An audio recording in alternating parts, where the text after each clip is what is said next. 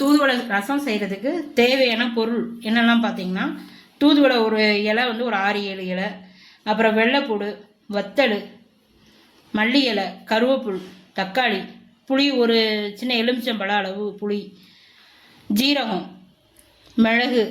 இப்போ ஜீரகம் வந்து 1 ஸ்பூனு, ஜீரகம் 1 ஸ்பூனு, மிளகு 1 ஸ்பூனு, 5-6 பல் பூண்டு,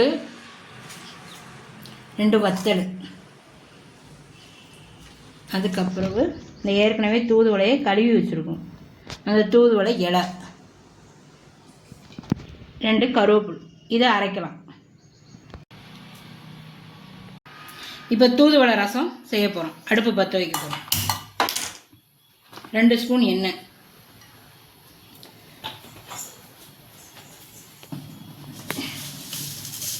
கடுகு ஒரு 1/2 ஸ்பூன்,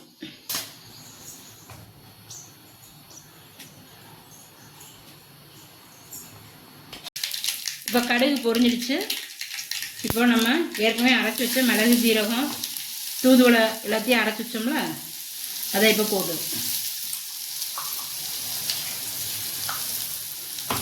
லேசாக அடுப்பை சிம்மில் வச்சுக்கோங்க, இல்லைன்னா கரிஞ்சிடும். இப்போ லேசாக வதக்கிட்டு மஞ்சத்தூள் 1 ஸ்பூன், காயத்தூள்,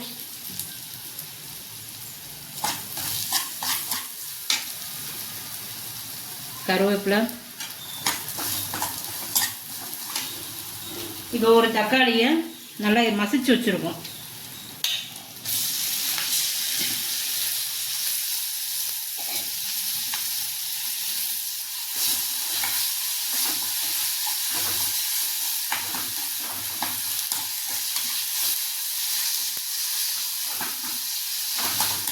நல்லா மசிச்சிடணும்.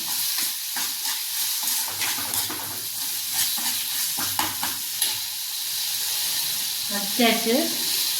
இப்போ நம்ம அது கூட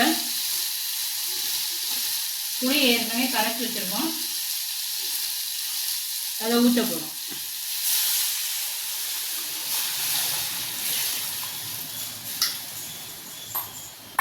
புளியை ஊற்றியாச்சு. அதுக்கடுத்து உப்பு போட போகிறோம். இந்த தூதுவளை ரசம் வந்து நல்லா கொதிக்கணும். மற்ற ரசம் வந்து கொதிக்க வேணாம், இது வந்து கொதிக்கணும். கொதிச்சதுக்கப்புறம் தான் இறக்கணும்.